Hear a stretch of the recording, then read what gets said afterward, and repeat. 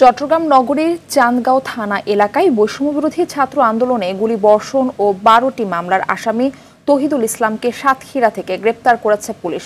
শুক্রবার বিকেলে গোপন সংবাদের ভিত্তিতে সাতক্ষীরার কামালনগর এলাকায় অভিযান চালিয়ে তাকে গ্রেপ্তার করা হয়। সিএমপির উপকমিশনার মোহাম্মদ রইসউদ্দিন জানান, তৌহিদুলের বিরুদ্ধে অন্তত ৫টি হত্যা মামলা সহ গত ৪ আগস্ট চান্দগাঁও এলাকায় ছাত্র জনতার বিক্ষোভে গুলি করার অভিযোগ রয়েছে।